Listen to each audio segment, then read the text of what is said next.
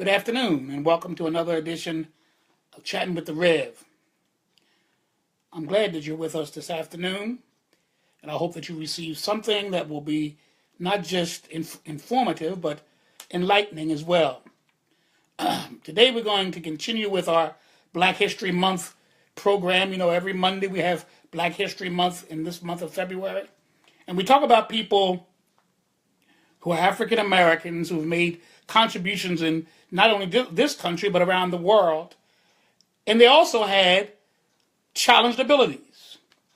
Oh yes, in Black History Month, challenged lives matter too. Challenged lives matter too.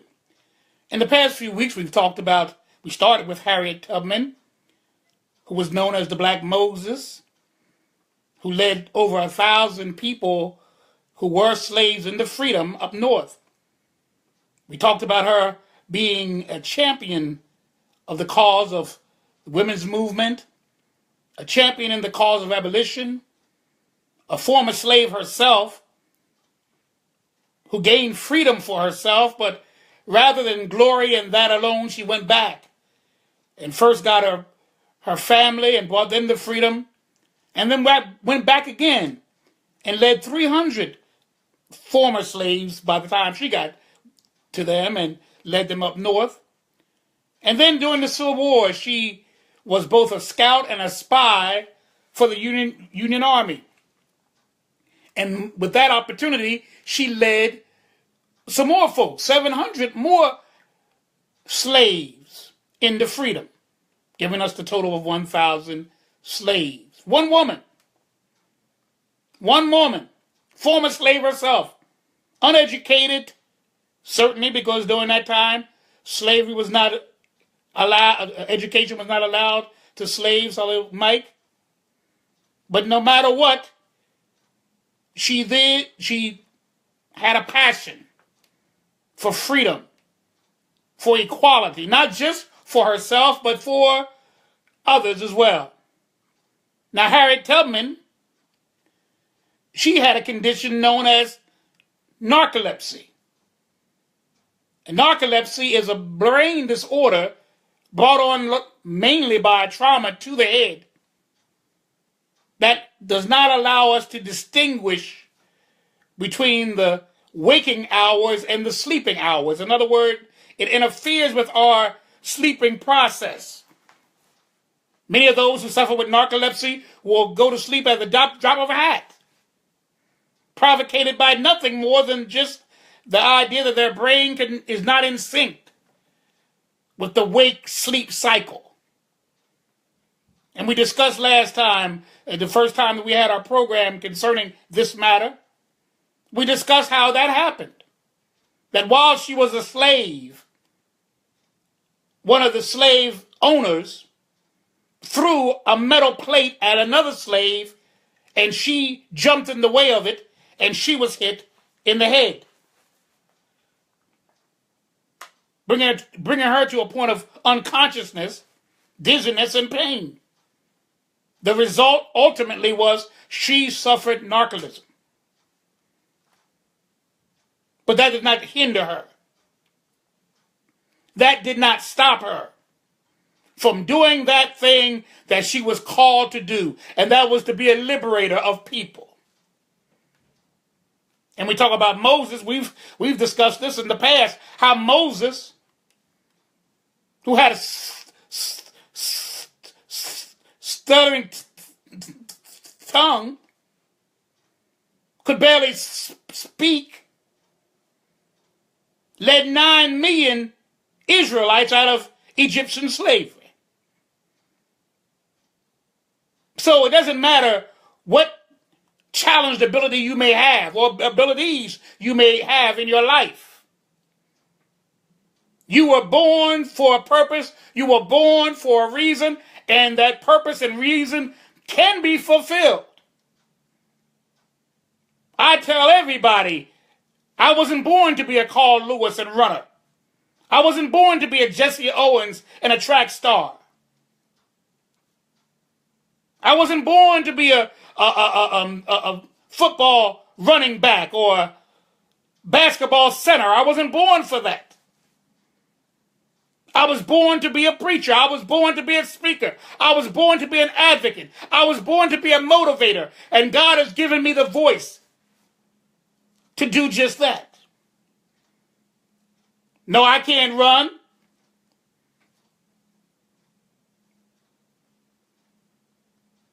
There have been times that I had to learn how to walk over and over again, and now I can, I'm at an age and at a condition where I'm mainly in the chair traveling to and fro. But I wasn't meant to be what I wasn't meant to be. And sometimes we get so bogged down in what we don't have and what we're not able to do that we ignore what we are able to do. I've never, even as a child, little boy, and with cerebral palsy, that's a birth defect or diagnosed at a very early age. So when I was a little boy with cerebral palsy, and at that time I had a slight speech impediment myself, I stuttered a lot. But no matter what was the case, I always wanted to be a preacher. Never wanted to be a fireman, never a policeman, never a doctor, lawyer, Indian chief. I didn't want to be any of those things. I always wanted to be a preacher. Somewhere in the back of my mind, I recognized at an early age. I was 3 years old and I was at my great aunt's house along with my mother and my brother and my grandparents and other members of my family. And I ran into the house all of a sudden. We were playing out on the porch, my brother and I. And I ran into the house all of a sudden. And I said, Mommy, I'll be glad when I die so I can see Jesus Christ. Was that an epiphany? Was that a revelation? 3 years old. I don't even remember the incident per se myself. But it was conveyed to me, and I know no one that conveyed it, particularly my mother and my grandmother too. Both of them shared this moment with me. At 8 years old, with my own conscious mind, I decided I wanted my friends to gather in the backyard at my maternal grandmother's house, and I preached before them. By the age of 12, I was preaching in churches and in prisons around the Philadelphia, Pennsylvania area. Yes, churches and prisons. By the time I was 12 years old, back in 1964. Yes, I found my niche in life. I found my calling in life, and I went after it aggressively. Yes, I had distractors. I had people that said I could never be a preacher. Even my own pastor, one of them said, as long as I'm a pastor here, you'll never be nothing more than my assistant. But I never allowed people's opinion of me, what I can and cannot do, to discourage me or to determine what I would be. He stayed my pastor for 6 years. I sat with the kids. I never sat with the ministers, though I was a minister by that time. He would never use me to do anything, not even read scripture. If I preached at all or did anything in the church at all in terms of ministry, it was the organizations of the ministry of that church that would call upon me to read a scripture or lead in the worship service or preach a sermon. It was the organizations that would ask me, never my pastor. I put up with all kinds of distractors and discouragement along the way, not just with my pastor there, but throughout my ministry. People saying that I didn't fit the image of a first-class pastor. People thinking I had a stroke because of the way I walked and disqualified me from going to pastor and pastor this church or that church. Yes! Good afternoon to my wife, Teresa. She's on her own mission, and so we're glad you stopped by, my dear. Yes! You're going to have distractors. You're going to have people that will be naysayers and will say what you can't do, and they look at how you appear and they say that it's impossible. It won't happen in your life. You'll always be dependent. That's what he told me. I was going to be the child that would always be dependent on the family. Yet I was the first one to begin my calling in life at 12. I was the first one to get married. I was the first one to have a child in my generation. I was the first one with a grandchild, with grandchildren of my siblings. I'm still the only one that's a grandparent. But I was going to be the one that everybody took care of. I've been out on my own since I was 19. Yes, I lived with various family members, but I wasn't living with my nuclear family, my mother, my father, my sisters, and my brother. I wasn't living with them. I was on my own. And then I began pastoring at the age of 20-something. And then I was on my own. Sure enough, then I was in the parsonage of some other town somewhere, even some other state. The one that was always going to be the one dependent. So I didn't let people's attempts to identify me dictate what I would be. And neither did people like Harriet Tubman. She was a slave. She could have stayed a slave, like many of her ancestors before her. She could have said, well, you know, I have narcolepsy. I have a challenged ability, and you know, I might fall asleep any minute. I don't know when I'm going to fall asleep, when I'm going to wake up. I can't distinguish between night and day. I can use that as my excuse of not achieving. No, she didn't do that. She freed herself and freed 1,000 others. She didn't let what she couldn't do stop her from what she could do and what she was born to do. Then we talked about Stevie Wonder, one of the greatest musical geniuses of our modern time. Once again, he was blind. That's what his condition was. But he didn't let blindness stop him from doing what he was purposed to do. He was a musician.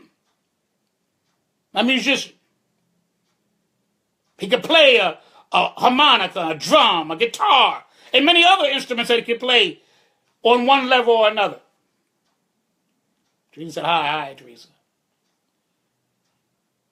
He didn't let what he couldn't do stop him from what he was meant to do, what he was birthed to do, what he was purposed to do. And even now we still sing his songs. And even now we listen to him on the television and on the radio and through our DVDs and other things. If you're as old as me, records and all of that kind of thing. 45 and 32s and all the rest of that. If you're my age, 45s and all of that. 8 tracks, and now they got the DVD, MP3s and all that kind of stuff. Still listen to his music on YouTube and other places. Still, at 66 years old, still making music. Didn't allow what people said he could and could not do to dictate to what he did do. I'm going to do this, and he did it. I'm going to be this, and he became it. I'm going to write music and sing music and play music and bring the world awareness through my music. Bring them entertainment through my music. Then last week we talked about Barbara Jordan, United States Congressperson from Texas. And how she was one of the most outspoken congresspersons during the Watergate hearings of the 1970s. You know, the one that eventually toppled Richard Nixon from being president. He resigned because of the hearings and because of the inevitable impeachment that was awaiting him. Well, Barbara Jordan, with her eloquent oratory skills, led the way in getting information and processing that information and expounding on that information, digging into the situation to the point that those who were questioned by her trembled at her very name. The first black congressperson from the South, black congresswoman from the South.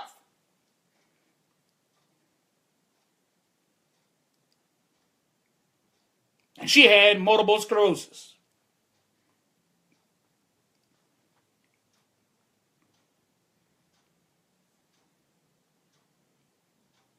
She ended up teaching at the University of Texas. After her tenure in the Congress was over, she taught for 16 more years law and government at the University of Texas at Austin.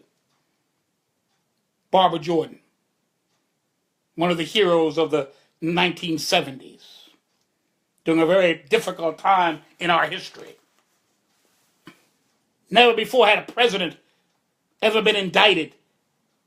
Never before has a president ever been forced to resign. But because of her and others within the Congress, both in the Senate and in the House, they brought to light the criminal activities engaged during the Watergate scandal. Then we talked about Governor David Patterson, governor of New York State, the Empire State. He was legally blind. Totally blind in one eye and virtually blind in the other eye. And now he had many obstacles to overcome. And really, he did not become governor through being elected governor. He became governor because the previous governor, Spencer of New York, was engulfed in a scandal that forced him to resign, elevating the lieutenant governor, which Patterson was, to the office of governorship. Today we're going to talk about two others. The first one we're going to talk about is, in her own right, a great musician, a great singer, songwriter, even a record producer, and even an executive producer of a television show today. She's alive today. All these were alive today other than Harriet Tubman. They're still alive. Stevie Wonder, Barbara Jordan, yes, she's passed. But David Patterson is still here. And the one we're going to talk about now, she's still here. Her name is Toni Braxton. Toni Braxton, she's a well-known singer. We all know about the Braxton family, but Toni led the way. She was the one who introduced this family to the world, really, through her music. Songs like Another Sad Love Song, Breathe Again, and Unbreak My Heart helped lead her to three Grammy Awards. Braxton has sold over 6 million records.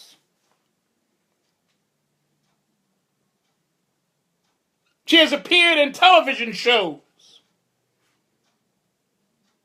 including the one that her sister and her husband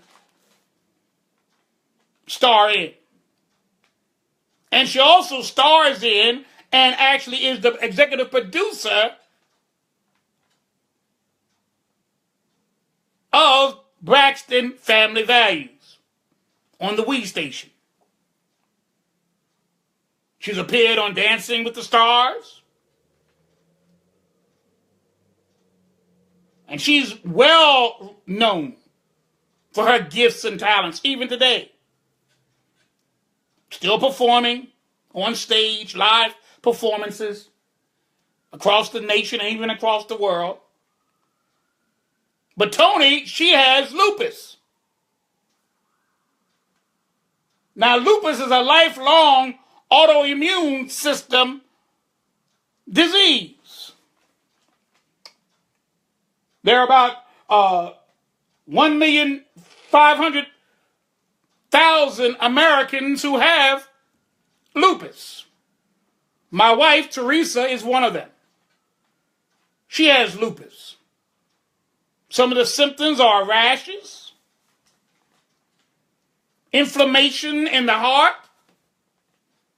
inflammation on the joints, and inflammation in other vital organs of the body, which includes the lungs and other places of the body. It can be a very debilitating challenged ability. Hello, Stephanie. Toni Braxton has been suffering with this condition for many years. 2008, she was on stage and she had to be rushed from the stage to the hospital because her lupus condition flared up to the point that they had to rush her to the hospital. But in spite of her condition, in spite of her debilitating condition, in spite of her challenged ability, Toni realized her dream and realized her aspirations and realized her hopes.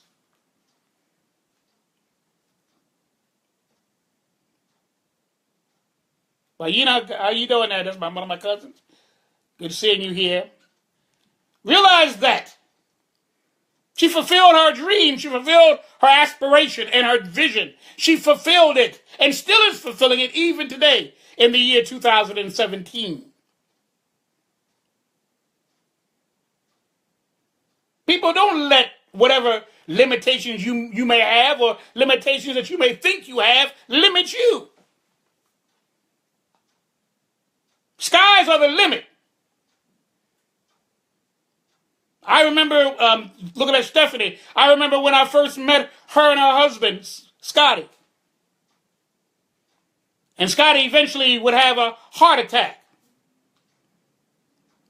And of course, he had a bad effect with the heart attack. It really debilitated him for a time. But he refused to give in, and I love that man for that. He and I went to the same church. All of us went to the same church, in fact, for many years. And the thing that I admired Scotty most was that he did not allow his condition to define his destiny. Now, he had always been a guitar player, a very proficient guitar player. But after the stroke, naturally, his ability to finger and his ability to use his hand like he once was able to do was limited. But he refused to submit to it. And he would start playing that guitar. I mean, sometimes just strumming a note or two, not even doing like he used to do with all the fingering, the very advanced fingering, just the simple things, maybe a chord here and a chord there. He started out as one of the associate guitarists in our church.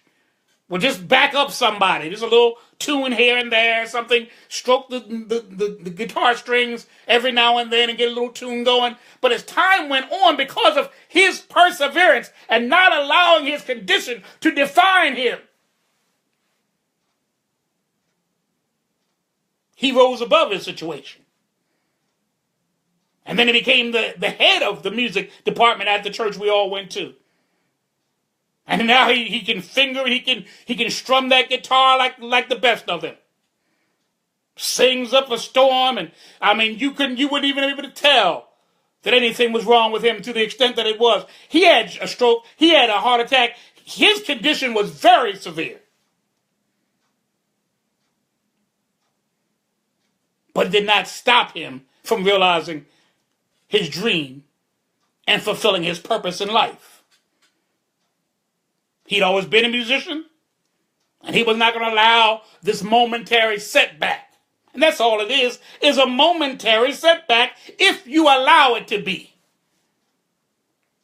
Now, if you succumb to it and woe is me and let me glory in my past days of glory and all of this, I'm going to just sit back and give up and throw my hands up and surrender, then you're going to end up that way. But if you persevere and press on,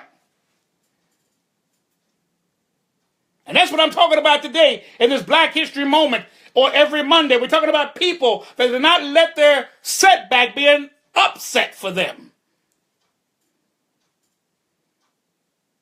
Harriet Tubman, Stevie Wonder, Barbara Jordan, Governor David Patterson, and now here we have Toni Braxton. She refused to let her lupus No matter how it attacked her body and how it attacks her body even now, she refused to let it identify who she is. What's holding you back? What's hindering you? What are you going through that wants to tear you down? Wants to discourage you? Wants to turn you around?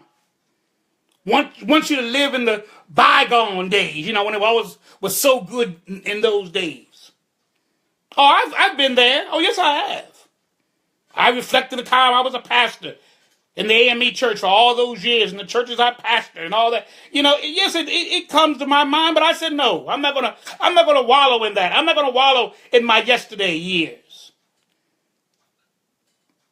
I appreciate every one of them. I appreciate the lives I've touched. I appreciate the things I've done, but I'm not going to wallow in what I used to be and what I used to be able to do. I'm here now in 2017. I'm here now. Right now, I'm here. What am I going to do with the rest of my life? And thank God that I've had a mind like that all my life, because when doors were closed for me, I would find another door to open.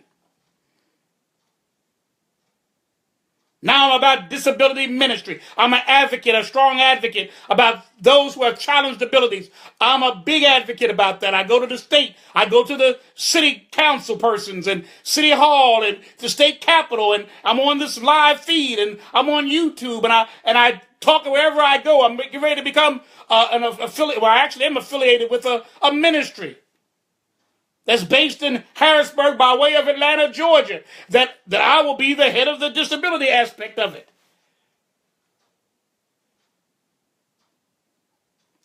Your life has meaning until your life is no more. And achievements of yesterday were just that, achievements of yesterday. That doesn't mean that you won't achieve anything today or even greater things tomorrow. Every single one of them that I mentioned, from Harriet Tubman with narcolepsy, to Stevie Wonder with blindness, Barbara Jordan with multiple sclerosis, David Patterson with blindness, both in his eye, one eye totally blind and the other eye virtually blind, Tony Braxton with lupus. They could just have given up. But they fought through it. They believed in themselves enough to press through it. Good afternoon, Ryan. Good afternoon. What do you have to press through? What do you have to get over? What do you have to rise above? What mountain do you have to climb? I'm here to tell you, you can do it. Don't worry about the mountains over there. You worry about your mountain. You worry about the thing that you were purposed to do when you were born. What is your purpose?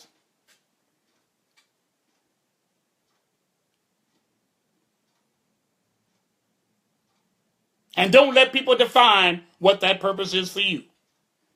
Oh, if I were you, I would do this. I'd forget about that. That's too hard. You can't do that. Don't let people define you. Don't let people identify you.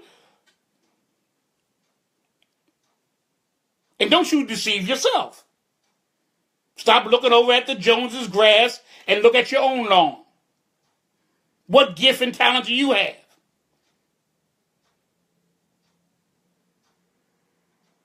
Harriet Tubman was a liberator. She kept on going back and liberating folk.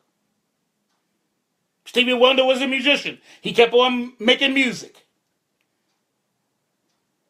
Barbara Jordan was a politician. She was an expert at law and government. She went about doing just that. Became a U.S. congressperson, then eventually a professor of law and government until she passed off the scene. What is your gift? What is your talent? What is your purpose? What is your destiny?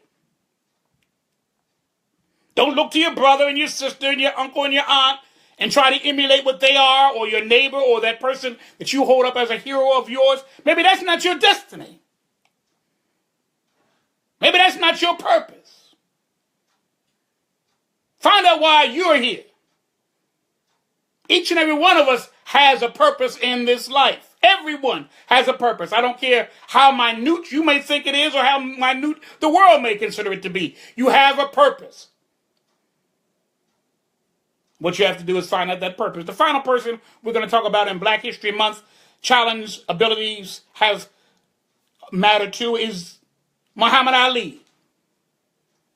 Now, Muhammad Ali was born as Cassius Clay 74 years ago. And he was born in Louisville, Kentucky. And at an early age, he knew he wanted to be a boxer. So he became 2 times Golden Glove champion. He became the 1960 Olympic light heavyweight champion of the world. In 1960 in Rome. From there, young whippersnapper upstart. He wanted to be the heavyweight champion of the world. Many people know him, and I consider him the greatest heavyweight champion of the world, and in many ways one of the greatest men in the world that ever lived. In many ways. Muhammad Ali went against one of the strongest, most ferocious champions in history, Sonny Liston, who had disposed of the former champion, Floyd Patterson, like he was yesterday's news. And the odds were 7-1 against Muhammad Ali. Young boy, light, really still almost a lightweight in terms of his size. Unknown, untested. The one time that he did fight professionally, he was beaten by Henry Cooper. And now he's going against one of the most ferocious, the most venomous champions, strongest men in the heavyweight field, Sonny Liston. And he fought Sonny Liston in 1964. And he gained the championship. But he didn't stop there. He did 2 things in particular that were very controversial. The first thing he did was he joined the Nation of Islam. And you know how controversial, and particularly during the 60s, the Nation of Islam, Elijah Muhammad, and all of that were all, and Malcolm X and all of those personages of that group were. White America hated the Nation of Islam and what it stood for. And here he was, the champion of the world, becoming a member of the Nation of Islam. And if that weren't enough, he refused to go into the military to fight the Vietnamese. They tried to draft him, and he refused to go and serve this nation. His posture was, why would I go across the world to kill somebody for somebody here that's killing me every day? Where I can't go into the restroom, and I can't drink out the fountain, and I can't go to a hotel where I'm, even though I'm champion. Some places I can't even go as champion. I can't even go there. And I'm going to go there to fight for them against people who have done nothing to me. I refuse to go. He was charged, officially charged, legally charged with draft evasion. He was sentenced to 5 years in jail. He never served because he was on appeal, and so he never actually served time in prison, but he was charged and he was sentenced to 5 years in jail, in prison. Federal prison at that, because it's a federal offense. He was stripped of his title and was barred from fighting in any one of the 50 states for 3 years, nearly 4 years. In 1971, the United States Supreme Court reversed and overturned the sentence, and he was able to fight again. He fought some preliminary fights, and ultimately he fought Joe Frazier, the world champion. He fought him in 3 memorable fights. The first one, Frazier won and retained his title because he was the champion at that time. He remained the champion of the world. Ali lost the decision. But Ali came back and would beat him 2 more times. He had 2 fights, memorable fights with Ken Norton. Then in 1974, he went to Zaire, Africa, and fought one of the strongest men of his time or any time, George Foreman. George Foreman beat Frazier easily for the heavyweight championship. He fought and beat easily Ken Norton, the two men that had beaten Ali. And now here Ali is in Africa, getting ready to fight this monster of a man, George Foreman. He utilized what he would later call the rope-a-dope. Stayed on the rope, and George Foreman was pounding and pounding and pounding, and eventually got tired in the 8th round. Ali came back, boom, ba-ba-ba-boom, with his little float like a butterfly, sting like a bee method, and knocked him out, and became heavyweight champion for the second time. Only the second man to become heavyweight champion for 2 times, and that was Floyd Patterson was the first, and now Muhammad Ali was the second. In 1978, after he fought an upstart, young boy, hadn't fought anybody of renown, Leon Spinks, and he was beaten. Ali was beaten. Only the 3rd time, actually the 4th time in his career, that he was actually beaten. But he came back and beat Spinks not many months after that in a mandatory rematch, making him the first heavyweight champion of the world to win the title 3 times. Now, others have done it since, but he was the first person to win the title 3 times, the heavyweight championship 3 times. Continued to fight, and then in 1980, he fought for the last time, and he was beaten by then-champion Larry Holmes. 1981, he was diagnosed with having Parkinson's disease. That's a very debilitating disease that eventually saps all your strength and your ability to speak, walk. Muscles are just atrophied for the most part. But I believe, like many people believe, that really his fights against Trevor Berbick and Larry Holmes, those last 2 fights that he fought, there were signs that he had already begun to have Parkinson's disease even then. He had slurred speech. His reflexes were not as sharp as they once were. Of course, he was older, we understand that. But that slurred speech, he could barely speak well at that time. This is the time he was still fighting. Back in the late 70s and early 80s, before he was diagnosed in 81. But it did not stop him. Muhammad Ali became an ambassador of world peace. He even left the Nation of Islam and became a part of the Sunni sect of Islam. He went around the world preaching unity and camaraderie and peace. He went to Iraq to help set, God bless you, Apostle Timmons. He went to Iraq to talk to Saddam Hussein to release the hostages that Saddam had held, American hostages that Saddam had held. He went on the behalf, not in the behest of the government, because George H.W. Bush was against it, but he went there, got freedom for the hostages. And in many ways, he became even greater than when he was a boxing champion. Muhammad Ali died just last year. Effects of naturally his weakened body. He became, at the end, he was not able to talk at all. According to his children and other members of his family, was not able to talk in the last few years of his life, certainly the few months of his life, he was unable to talk. But he did not allow anything. He didn't even allow his fame. He was world champion of the world. If he would have shut his mouth, he would have remained the world champion untainted by his position. But he had to stand for something.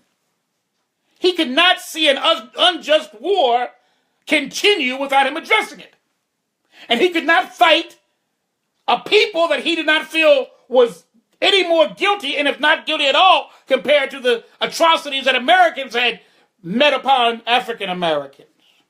He refused to go to war. And because of that decision, for nearly 4 years, he could not fight in the country that he fought for in Rome, that he fought for those many years in the ring. He was stripped of his title and was sentenced to 5 years in jail. How many of us would have had that glory and that fame and that success and would have jeopardized all that to stand up for the right?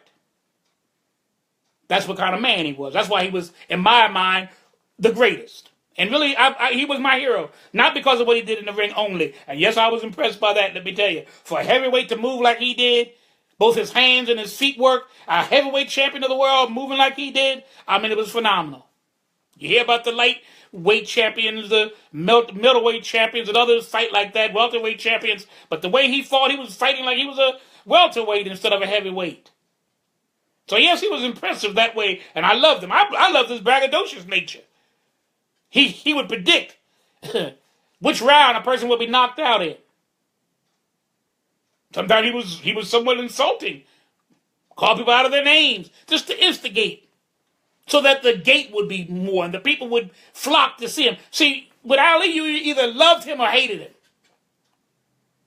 But you always wanted to see him either get beat up or beat somebody up. But behind all that was a man who really did care about humanity. The other stuff was fluff. The other stuff gave him a dollar bill to go out and buy what he wanted to buy and do what he wanted to do. But then he had principles in the sense that he stood for what he believed in terms of what was best for his people. And yes, because of all those blows he ultimately took to the head, at one point nobody could even touch his head. But as he got older, he got slower. People began to hit him, at will. And it caused this condition called Parkinson's disease. But he became a champion along with Michael J. Fox, who also had Parkinson's. He became a champion for that cause and raising money and awareness of that challenged ability. We brought you a few of the people in these last few weeks in Black history that also had challenged abilities, but did not allow their challenged abilities to impact their lives or the lives of those they were meant to touch.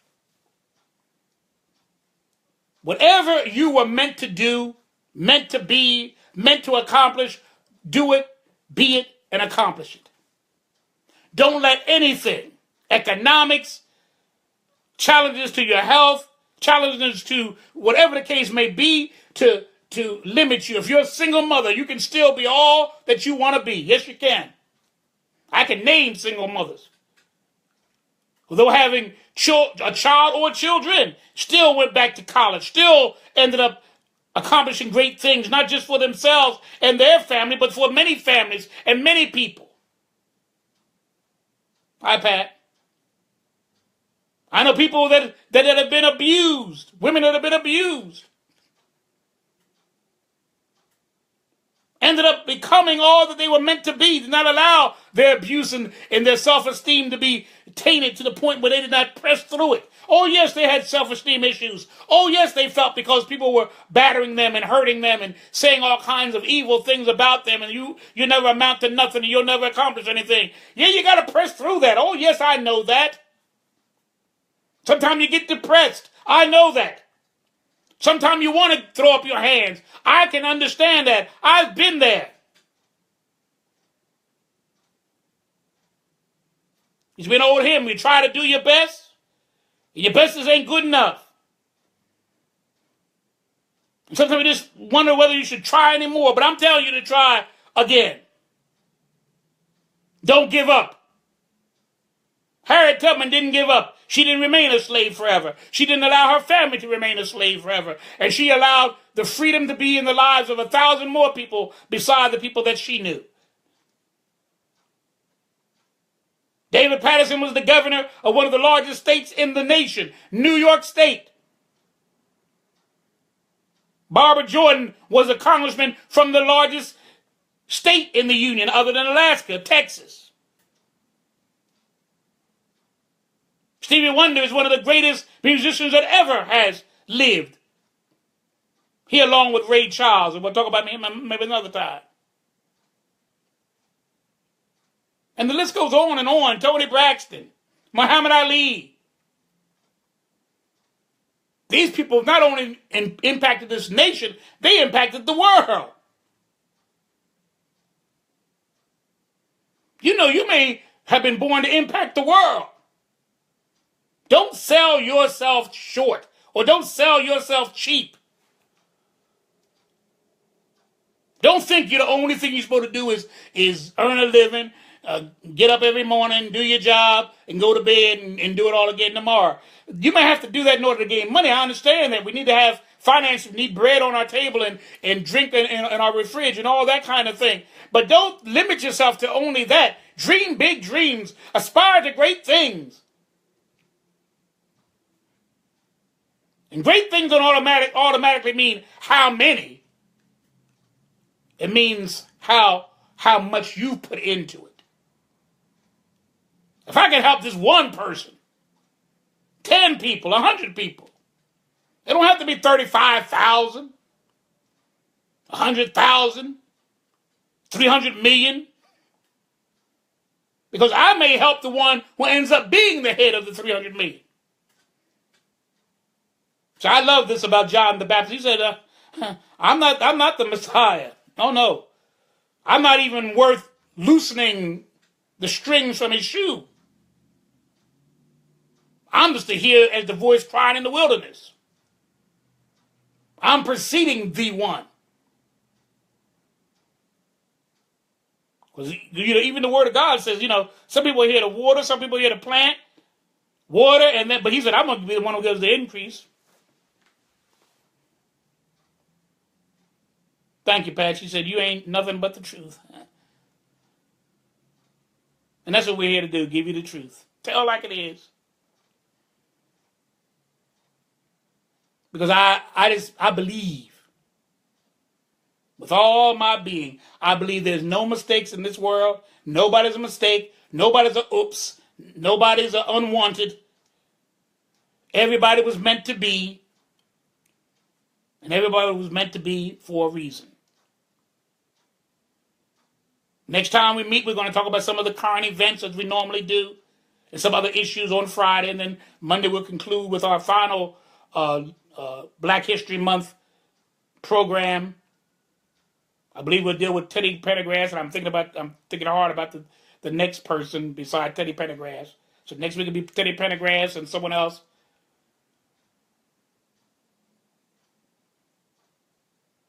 Just to conclude Black History Month and let the world know that in the Black History Month there were also heroes that had challenged abilities. As you remember all the other heroes, remember some of the greatest ones, Harriet Tubman, some of the greatest ones in our history had challenged abilities. So until next time, God bless each and every one of you. If anybody has a topic they would like for me to address, or you want to share through you can even be on this program. I've had a couple of people on the program.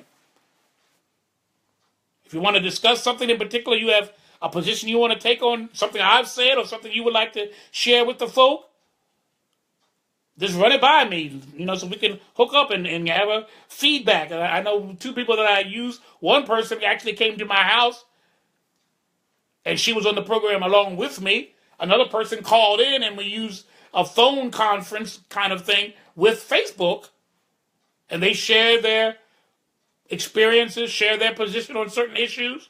So if you have an inclination, if you have a desire to be a part of the show in that sense, almost like co-hosting the show,